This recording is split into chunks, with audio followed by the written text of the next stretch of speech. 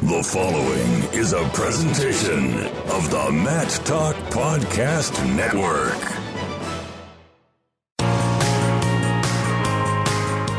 It's time to go on the mat, a presentation of the National Wrestling Hall of Fame Dan Gable Museum. It's brought to you by Rolling Ford in Shell Rock. Welcome to On the Mat. I am Kyle Klingman of the National Wrestling Hall of Fame Dan Gable Museum. Special guest today. It's Olympic week, and who better to have than the only Olympic champion in Waterloo, Iowa history, Dan Gable, on the line with us. He won a gold medal in 1972 Munich Olympics. Didn't surrender a point at 149.5 pounds. Just for reference, too, we have two other Waterloo natives who made an Olympic team, Chuck Gable in 1980. That Olympic team was boycotted. Dan Gable was the head coach of that, and we can talk about that. And Bob Buzzard also made Greco-Roman team in 1972 at 149.5 pounds, but we have with us the namesake of the National Wrestling Hall of Fame, Dan Gable Museum. Dan Gable, how are you? Well, I was okay until I just heard you introduced me, and when you said I was the only Olympic champion in Waterloo, I was thinking, well, we got to have more. You know, we're wrestling country. We got a lot of history here. There's got to be somebody else that won the Olympics. But hey, if we only got one, that's a start. That's better than none. So let's reach out to the future and let's get some more. Do you remember when you first learned about the Olympics? I actually probably don't. I mostly followed like high schools when I was a kid, and I followed the NBA, the NFL, and the basketball. I guess I just followed the major sports, mostly Mantle and Maris and all those guys. But I believe I just probably would say about the time I entered high school. 64. I know that those wrestlers that I hung around with that were older, that were kind of leading me around, were throwing names out. And a lot of those names were actually Japanese at the time, and Yutaki, Ichiguchi, and these guys were having the Olympics in Japan. And they did an outstanding job and won several gold medals. And I in the Olympics again is going back to Japan next time, and they're actually probably grooming up those wrestlers again because they do have the ability to. The girls actually, the female, are favored probably in most of the weight classes, but I would say that probably around my high school years. On the line with Dan Gable, 1972 Olympic gold medalist. It's wrestling competition going on. The Greco-Roman has completed, and not a great showing for the United States in Greco-Roman wrestling. We had a world championship team in 2007, but we haven't really been able to duplicate what we did a few years ago. What do we have to do to get back on track on that particular style of wrestling, Dan?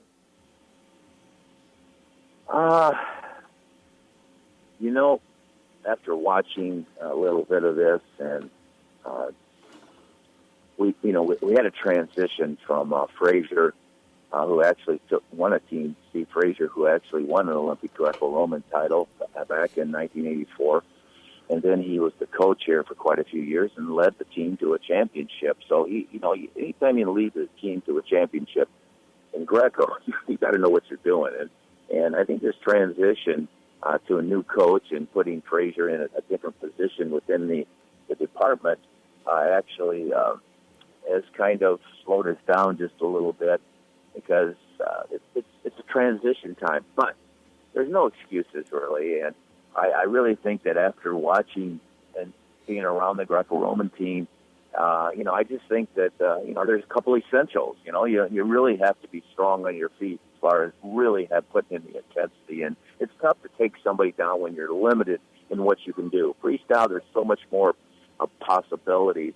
There are a lot in Greco, but it's still you're taking about 50% of your body and trying to maneuver. So I would say that what I've seen so far is that we didn't master the second part, besides the standing, that underneath position.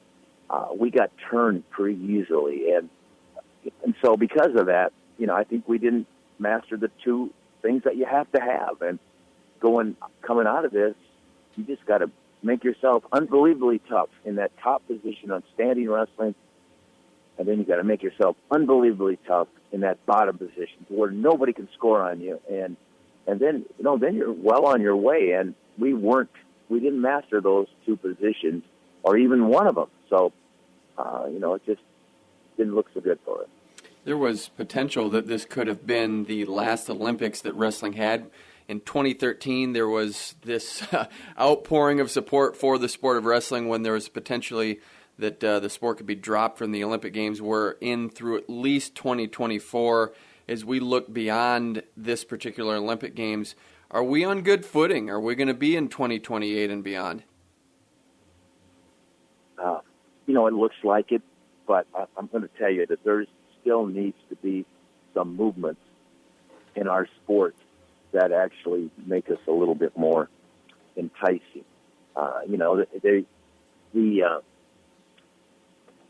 If you look at what's going on right now in the swimming, and if you look at what's going on in the track and field, you look at what's going on in the volleyball. I mean, these are outstanding, not just teams, but there's an outstanding individual that's been there, won a gold medal, won 2 gold medals, won 20 gold medals. But, it's like they're on the television. They're on NBC. They're on there. They're being talked about, and then they're going to it, and they're actually being in front of the public. How many days in a row? 5, 6, 7 days in a row.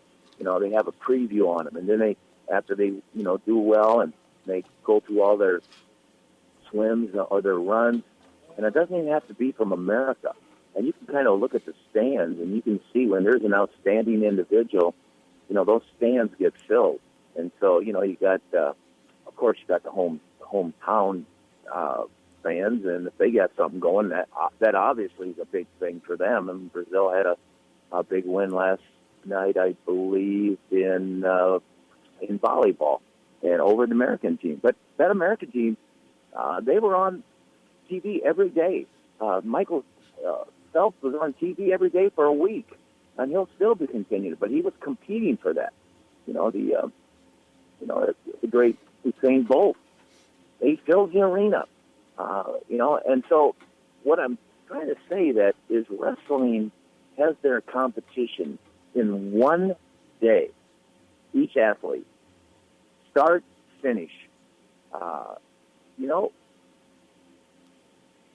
It's a pretty good concept from a standpoint of you're really in great shape, and it might even give an American an edge if you have to, wrestle and then step on the mat again and wrestle, and then step on the mat again and wrestle, and then step on the mat again and wrestle, and then step on the mat again and wrestle. You can wrestle up to 5 times, So, if somebody's in really shape, and Americans kind of have that notoriety, but really, I just think that the exposure for your sport and that individual over 5 or 6 days is so much bigger than, one gold medal match or one day. So our famous guys of Jordan Burroughs, he's our main guy. He's going to be up, on, and off. Believe it or not, I was on the world stage at the Olympics in '72 for wrestling, Munich, Germany, the 5 days of competition. Now, that's a little bit too long.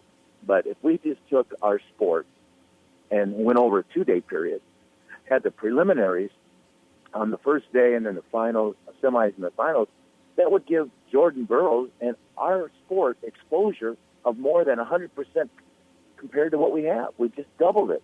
So I really feel that we can do some things a little better, and we need to. But the problem was we got kicked out of the Olympics. And so where was our authority? We didn't have any, obviously. We're working our way back in there, and when we get some authority, let's get our sport out in front of the world. And when you break down swimming, and you use that as the example that it went on for a week, and you get to see Michael Phelps for a week, wrestling by nature, as you have the famous quote, once you've wrestled, everything else in life is easy, it's really hard to win an Olympic gold medal in wrestling, whereas in swimming, there's multiple opportunities. You get the 100-meter, you get freestyle, you get different strokes. So is wrestling hamstrung by what it is? Well, yes. I mean, we're not going to get the number of gold medals, but, I guess, right now there's only 3 gold medals you could get, and you would have to change gender in the middle of the stream.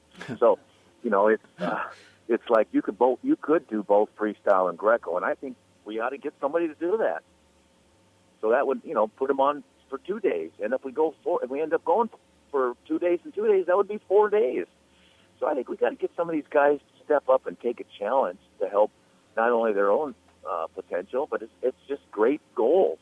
But obviously with the females, that's an impossible situation there, and you just get 2 more days of female wrestling this year, but 1 more day for each person. But we also, from an American point of view, in helping our sport, we didn't send full teams because we didn't qualify everybody. I think we qualified everybody in freestyle, 6 weight classes. We only qualified 4 in Greco out of the 6, and only 4 out of the 6 in female. And so we have 3. We have a young lady that will be starting, and then we also have, I think tomorrow we have 3 young ladies that are going to be wrestling, and they can put a mark on our sport. And that Coach Snyder, who's a former Hawkeye, if he has them ready to go, they're all 3 past world champions, and we could get some Olympic champions. That's what we need. One of the emphasis for our sport for the future has to be the female gender, and I know that that's a tough situation, but it really shouldn't be, because if you listen to Adeline Gray, what she says about the sport, what it's done for, the confidence, that's unbelievable. That every girl needs that. But they also need a little bit of self-defense, too, and confidence. And they can get that. But right now, we're there. We have 1, 2, 3, 4, 5 more days of wrestling. We've had 3 days of wrestling, which only 2 of them, the Americans competed. So we need to walk away with some good performances. Like for me, I'm past being an athlete, and I'm past being a coach. And, I try to promote the sport. I need some help. And right now, the Olympic Games is what helps your sport. I mean, I'm watching some sports that I've never even seen before. And, they're going to gain momentum by being on that world stage. So, we have a chance right now in the next 5 days to do our sport a world of good. I mean, for the people that have been around a long time, like myself and others, the 72 Olympics with 6 medals. Wow. Gable, Petersons, Wells, Sanders, Chris Taylor, and we had that. Chris Taylor was 450 pounds, and he stood out. You can't be that big anymore, which is kind of sad in a way. There's a weight limit of 285, but it's like it brought a lot of attention. There's some other Olympics that that had 6 or 7 medals and 3 Olympic champions. And, we need to get something done in the next 5 days, because we can use that momentum. And if we don't, got to dig in and work that much harder. But if we want to go and be considered in all the Olympic Games from now on, we're going to have to get some more exposure. And we need people to step up. Now, that doesn't mean the Russians, the Iranians, the Cubans, they're doing really well in this Olympic. It's not just about the USA, but USA does drive a lot of attention to the world. On the line with Dan Gable, 1972 Olympic gold medalist and Waterloo, Iowa native. You discuss female wrestling. What's the aversion to female wrestling with the general public at times? What's the what? What's the aversion? Why are people sometimes against female wrestling? I don't know what your history with women's wrestling has been. It seems like you've always been supportive. But there have been groups and pockets that say women's wrestling is not a good thing. Well, I don't think it's that people think it's not a good thing. It's just like when it started, it's like, I wasn't just sold immediately. It wasn't, it was something that was brand new for there. when you look at like judo and you look at some other self-defense type sports, they were, involved, and we should have been more open-minded. But it's just such a physical sport. But the mental aspect, we weren't taken into account, and we could, we should take into account that there's nothing wrong with that women work on their physicality. So, I'm totally for it, and I think it would actually stop some of the assaults on the University of Iowa's campus or, wherever across the nation, just because, they seem like, that female gender is what you can, if somebody's out and wants to be a bad guy, then he's going to be looking for that. And if he thinks he's going to get his butt kicked, he's not going to, he's going to leave it alone. So, I just think with safety and self-defense, it's good. But it's confidence. But, I really feel like the states that are conservative, state of Iowa is, pretty conservative. We're a hard-working state. We lead the world in farming and wrestling, believe it or not. But it's just like if we're not used to going and watching high schools, junior highs. I mean, I don't know how many numbers we have right now, but we don't have enough numbers, but we have some. There's some momentum going, but, not compared to the guys. But I think you have to open up your ears and eyes and say that it really can be for both gender. And because it is working. It is working at the Olympic level, and the quality is good. It is working at the college level. We have now 30 programs that have female wrestling, and pretty soon they're going to be a sanctioned NCAA sport. But, it's still a ways away, but until we get that solid, people aren't going to look at that sport as much as they're going to look at softball or another sport that's just naturally for that gender. I mean, it's kind of like look at baseball. I mean, I don't think females play baseball, and maybe they should, maybe they shouldn't, but they have at least a comparable sport. They really didn't have a comparable sport for wrestling. I know that they're in the MMA, they're doing things like that. So, things are happening. You just got to keep going in that right direction and do it correctly. It's basically male against male, female against female. Now, when the sport gets good enough, you might start looking at stuff like, hey, there's this really good wrestler over here, and why shouldn't he take on the male wrestler or the female wrestlers? Maybe we should have some things that will just shock the world. Dan, we have to take our first break. We're going to continue this conversation with more Dan Gable on the mat. 1650 The Fan. 1650 The Fan, KCNZ. You're back on the mat. 1650 The Fan. I am Kyle Klingman of the National Wrestling Hall of Fame Dan Gable Museum. It's Olympic wrestling time, and who better to talk to than Waterloo, Iowa's Dan Gable. Won the 1972 Munich Olympics at 149.5 pounds in freestyle wrestling. Didn't surrender a single point in 6 matches. Dan, welcome back, and we talk about your Olympic experience. Do you remember what it was like when you made the Olympic team? What was Waterloo, Iowa's reaction? I think it would have been more like Waterloo, Iowa. If I didn't make the team, would have been their reaction. It's like Waterloo, Iowa was a little bit like me, pretty confident that I was going to make the Olympic team. I don't know if they were as confident as I was or had the same attitude, but they probably did. Waterloo, Iowa probably pretty much knew I was going to probably win the gold medal.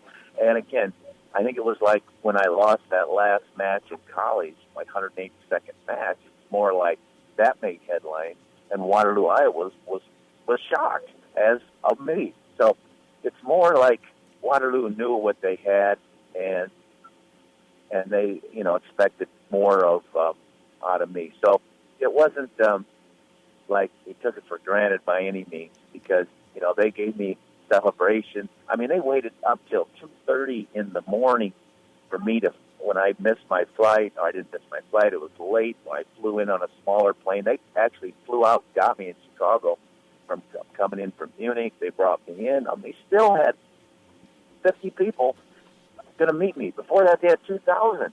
So, Waterloo, Iowa, did me proud. So I have nothing but good things to say about them. And the Munich Olympics itself, when you have the opportunity to go to the Olympics, I know you were tunnel visioned, and I know that the goal was to win an Olympic gold medal. Did you allow yourself at any moment to get into the sentiment of the Olympic Games? Sentiment? Yeah. I don't even know what that means. But you know what? I really, that's part of me. My sentiment is the game face of the athlete that goes there to compete as good as he can. That's my sentiment. I unbelievably enjoyed that. And then when it was over, I was ready to go back to Waterloo. But no, it was a festive type of atmosphere.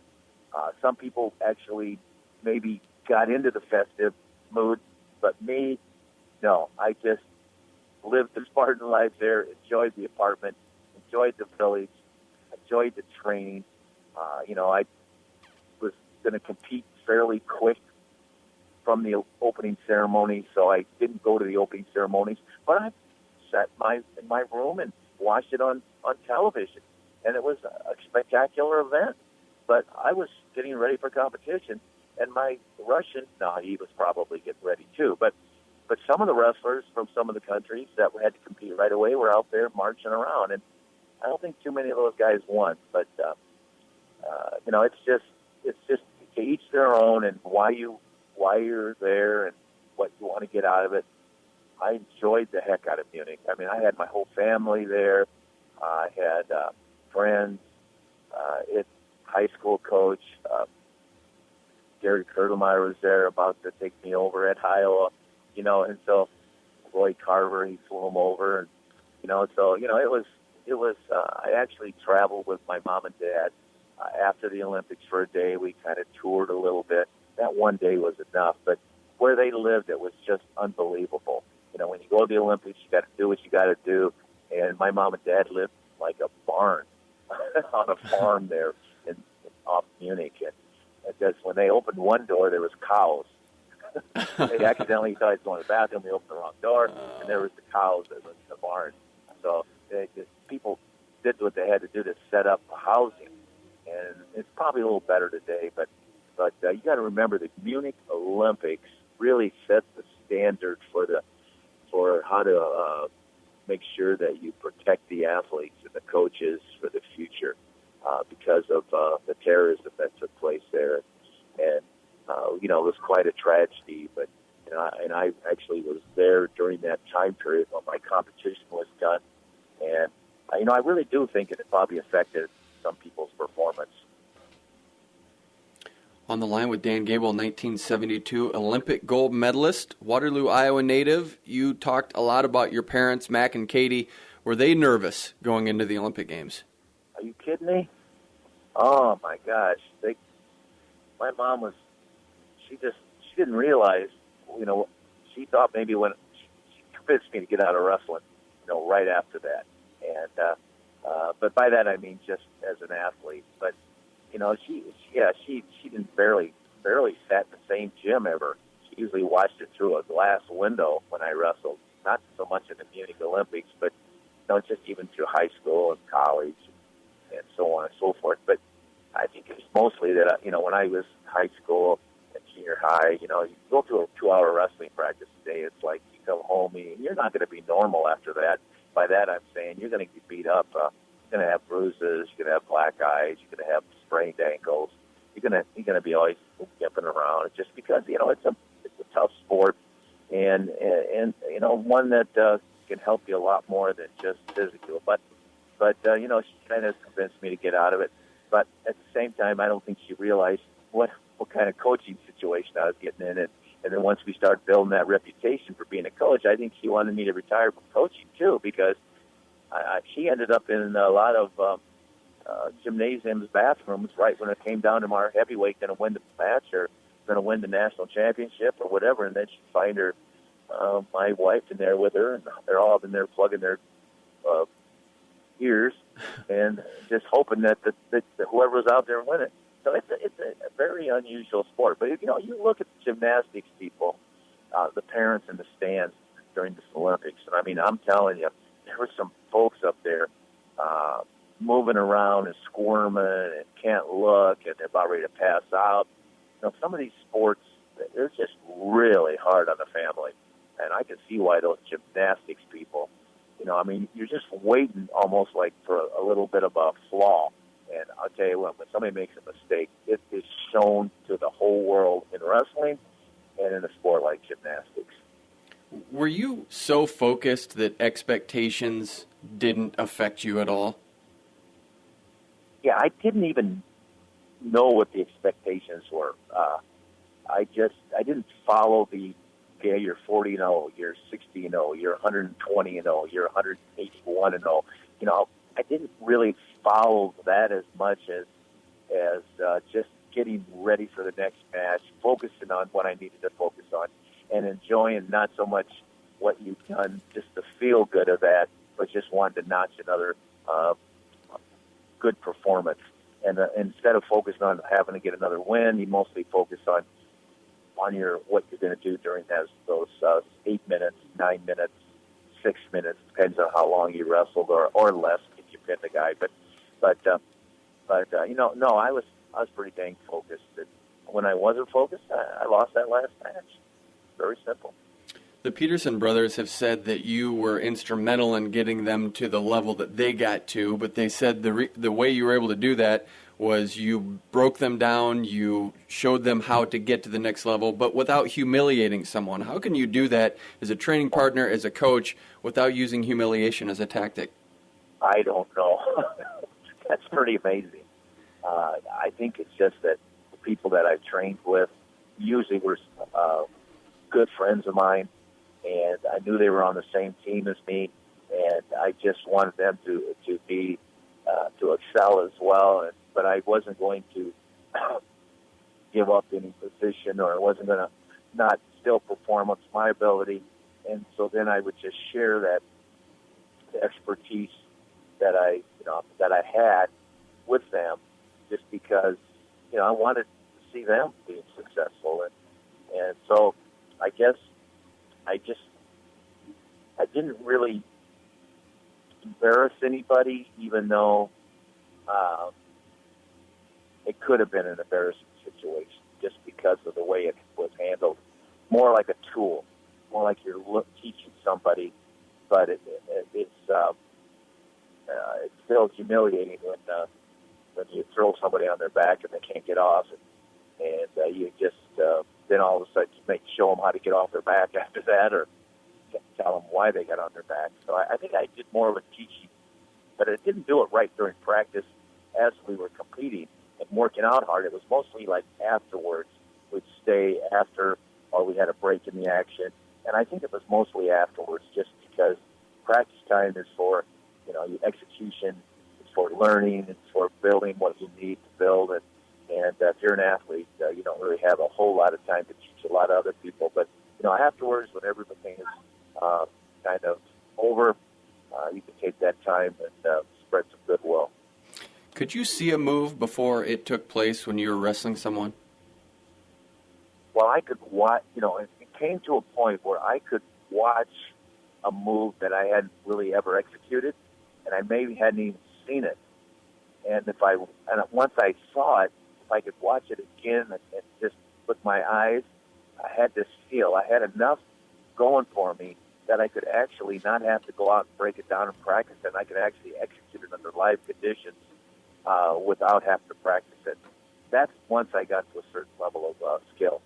And I don't know when that was. I think it was somewhere probably during the middle of my college career. But I think it really happened once I ended my college career, and about 6 months after that, where I really felt I took another big step forward. And I think it was the loss that helped me drive me to that higher level. after my college career. On the line with 1972 Olympic gold medalist Dan Gable, Waterloo, Iowa native. He went 6-0 at the 1972 Olympics, did not surrender a single point. You were the head wrestling coach at the University of Iowa for 21 seasons. We have a Hawkeye on the Olympic team at the lightest weight class in freestyle men's wrestling. Dan Dennis has an opportunity to win an Olympic gold medal, did not win the NCAA tournament, but has had a great story. You like Dan Dennis's chances going into this Rio Games? I like Dan Dennis. And Daniel Dennis was as close as you're going to be to winning an NCAA title. But he kind of got humiliated in some aspect, only from the standpoint, I don't think there's ever been an ESPN #1 move of the week by a wrestler. It's always other sports. And it was his move that his opponent executed on him that gave that ESPN #1 move that honor. So, it hit him hard. I mean, it not only he could have bailed on a takedown and still won the match, but instead he fought the move all the way through to the takedown, and that put him in danger.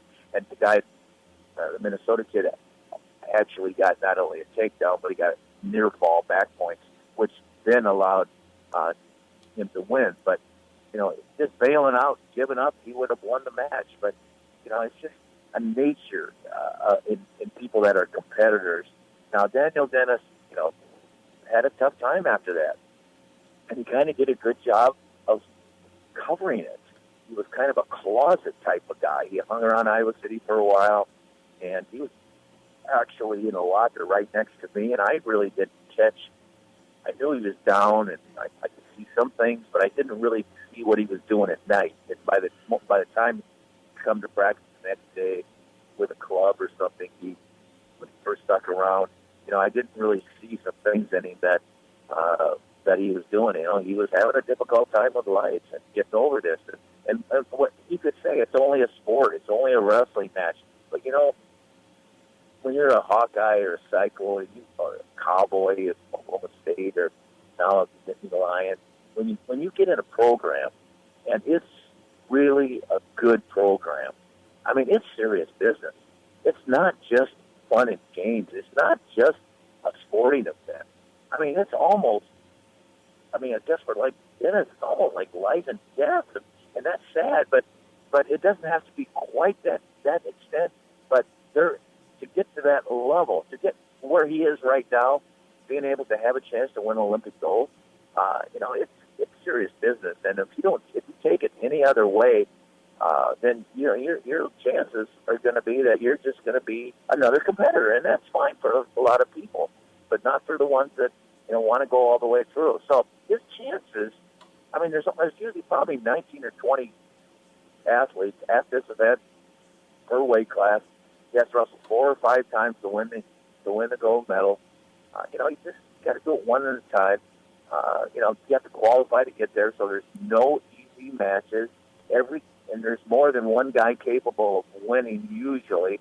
Now, when I say that, I mean, for me, I didn't think anybody else was capable of winning my weight class. And if Daniel Dennis has that mentality that he thinks he's the only guy in the weight class that can win this weight class, that he's obviously going to win. But right now, he doesn't have the background to prove that. Just had a World Cup, and he had a couple matches that he got beat at, but he showed some great signs.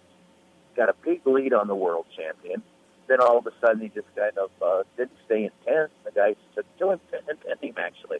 So, there's some things that if he has learned how to focus more the entire match, which you have to do with athletes of this quality, then I think his chance is better. Now, one of the things that's working against him a little bit is there's several athletes in the weight class that really probably think they could beat Daniel Dennis. Whereas, like when I went to the Olympics, I don't think anybody in my weight class thought they could beat me. So that really helped me, just because you're inside the guy's head. And that's a big difference as well. But Daniel Dennis is capable. He is really good. It's just whether his mind's in the right position and he keeps wrestling very, what I call primary. And that means in control as compared to secondary, which means reaction. So I think if he stays in that action mode from a primary point of view, he's got a good chance. We'll take our final break. We're going to come back with more Dan Gable next on the mat, 1650 The Fan. 1650 The Fan, KCNZ. We are back on the mat, 1650 The Fan. I am Kyle Klingman of the National Wrestling Hall of Fame Dan Gable Museum. The namesake of that museum is on the line with us.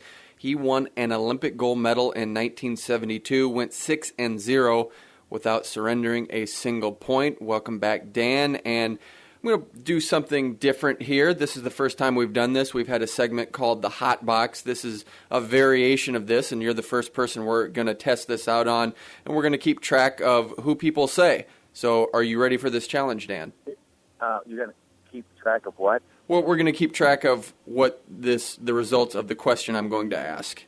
Okay. Okay. So on Dan Gable's Wrestling Mount Rushmore, who would be the 4 people you would have on your Wrestling Mount Rushmore? Oh, Mount Rushmore, huh? Yeah, Wrestling Mount Rushmore. Yeah, well, so you want me to put 4 wrestlers up there? Or, yeah, whoever you think, whatever the criteria is, who would Dan Gable's Wrestling Mount Rushmore where be? is Mount Rushmore? I mean, it's up in South Dakota, right? Yep, up in South Dakota. There's 4 presidents on it. It's got to be Americans then. So, there's great wrestlers all over the world. And this is the Olympics, but I'm not going to put some Russian head on top of Mount Rushmore. So, and I don't, and I look up to the Russians, but they got to stay over in Russia. So, yeah. Well, I got to put Randy Lewis in there just because I think he's already done that.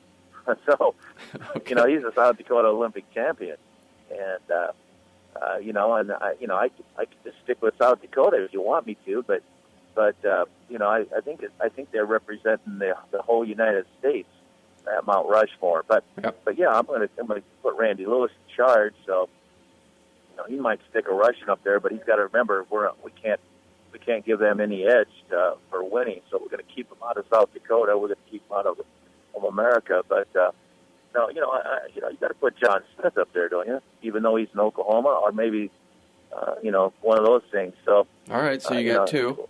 Oh, you got Baumgartner too, don't you? Up there, 13 world titles in wrestling. So all right, so there's your 3. So now you got to pick the guy that can whip them all 3, and that's me. So all right, but, there's your 4. Well, I don't know if I want to go that route. I might have to add another one because we got the future. I'm looking ahead. And I got George Burroughs looks pretty good too. So we're going to have to add another head. That's just the bottom line. So just like we need more weight classes, we need more heads on Mount Rushmore. We need more weight classes. We need a lot more. 20, 25, 29 pounds per weight difference from one weight class to another. Yeah. But you know what? We have to earn our way back up to a position of authority, and that's what we're doing right now. Well, I think one of the ways we can do that is through the National Wrestling Hall of Fame Dan Gable Museum. We're in the process of a renovation, and we're gearing toward that because the future, as you talked about, can be what the National Wrestling Hall of Fame Dan Gable Museum is going to do. We're looking at expanding the wrestling room, making it more streamlined. How important is that to get behind something of that nature for Waterloo, but for the nation? Well, Stillwater, Oklahoma is the home of the National Wrestling Hall of Fame, and they just did their renovation, and it's so much better. It's so much better from a fan-friendly point of view. I just heard a quote yesterday that there was a newspaper lady that came in to look at the new renovation of Stillwater, the National Wrestling Hall of Fame there, and she doesn't know anything about wrestling. She was just going to do a press article on it, and she really had no idea. When she walked out of the building, she goes, "You know what? I just became a huge wrestling fan." And you know what? We can't let Oklahoma get an edge on Iowa. And especially Waterloo, Iowa, that needs Ivan Gatson to step up and not only win an NCAA title, but he needs to win an Olympic title, a world and Olympic title. He's not in these Olympics, but if he's got, if there's motivation around town, that's going to happen. And I mean, look right now, it just doesn't have to be Waterloo, Cedar Falls, which it has been for many years, but it's all around Waterloo. I mean, look at the wrestling towns that are just close, that have the ability to have some more Olympic champions and world champions. So right now, that renovation has got to happen because we need more kids to go in there, get actively involved, and not just looking at things on the walls. We have an active wrestling room, which is going to help the future. But that wrestling room is so small. And so, we want to triple that size. We want to have kids come in and play games about who, if they want to, they can even put up my match that I lost, but don't make sure I'm not there. But,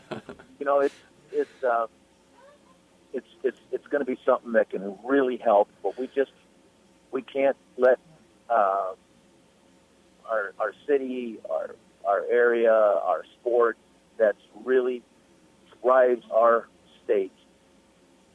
And actually the background with Siddons, with Coach Nat Big of East Waterloo a long time ago, Coach Keith Young of Cedar Falls, those guys, you want to keep them proud, and you want to get things going. And we need an uplift right now. We need a facelift there, but more than that, we need kids that are motivated in our community. And right now, there's no reason that we couldn't take some of those kids some of them are on the streets getting in trouble, and put them in an organized atmosphere and channel their good direction for the future. And also put Cedar Falls back on the map again. It doesn't have to be just our sport, but our sport can lead the way because it has in the past, and we still have a great future. We just need a great past. We need a better current and a better future, and in all sports, not only just sports, but all activities. And that's why this museum needs to be updated. It's outdated, and we need to have people want to come back every day because they can go to new channels every day by pushing certain buttons, and you can do this, and you can do that, and you can see different displays.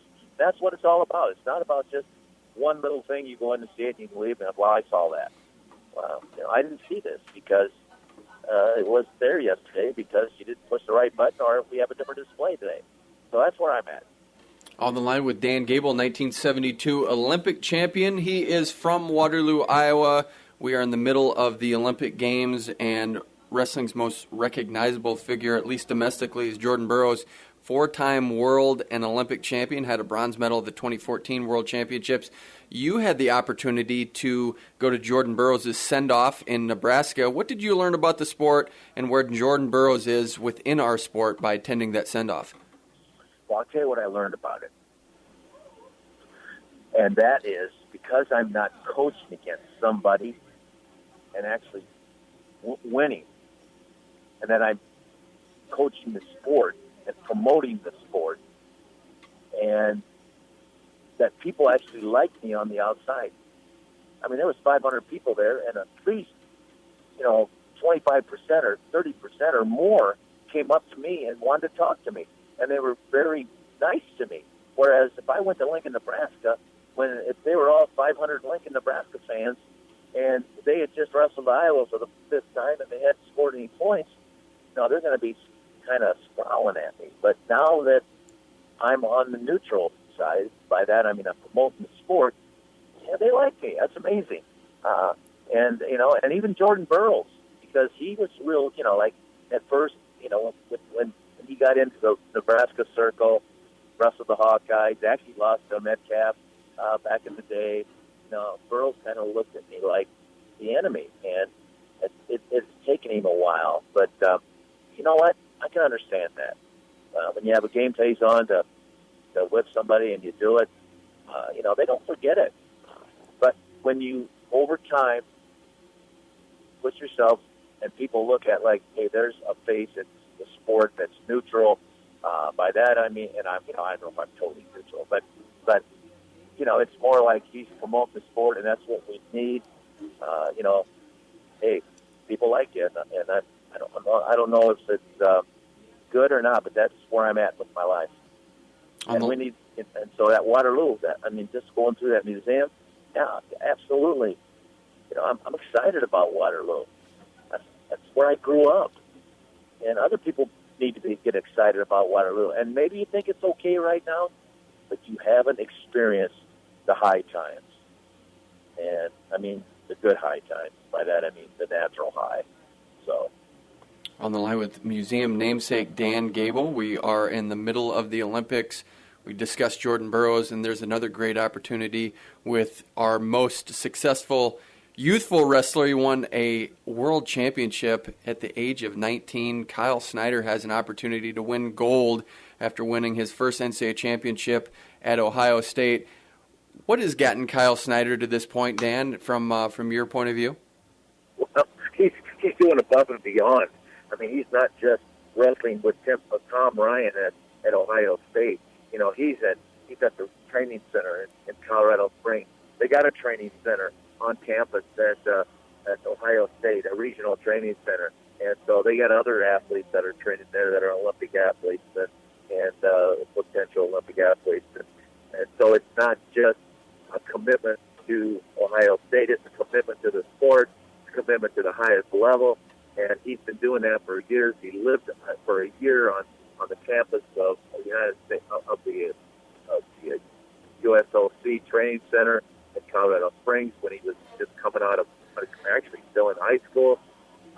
So he's actually paid that price. You hear about people, especially the young gymnasts, going away and going to these almost like the old Russian sports schools, but you go somewhere that is really focused on a certain area because you're a good singer, because you're a good sportsman, because you're a good wrestler, and he's paid a lot of prices. Now, does that mean he's the only guy? Snyder? No. I think this team we have. This freestyle team. I think there's some tough guys there. I don't think anybody's going to go out and turn over and get pinned and just happy to be there. I think most of these guys got their game face on, whether it be Daniel Dennis or Frank Molinaro or James Cox. I just think that we got pretty good freestyle team. But as soon as I say that, you got to look at the Russian team, and you got to look at the Iranians. You got to look at some of these outstanding wrestlers that are in there, and they want to win as well. So you got to make your own break there, and I'm hoping that we get on a roll and put a little scare on the rest of the world because we haven't done that yet. So I'm hoping the females, with Coach Steiner, in the next 2 days, give us a little bit of edge going into that freestyle wrestling because you always need a little help. And right now, we don't have any. After the first 3 days of wrestling, we don't have much help going for us. I think people are looking out for the United States right now, but that can change around. And we got just a minute or two here. How are you following the wrestling competition? You watching online? Watching online, watching on TV, because there's 4 channels that are hosting. But I like the main channel, and that's where we're not very much. I think Jordan Burroughs was interviewed on NBC there, but it's like when I was there, like I told you, I was on 5 days, and I was on also with a special ahead of time, and then they interviewed me afterwards. I like that full time engagement, and that's where we need to be. But right now, we're just not really lucky. But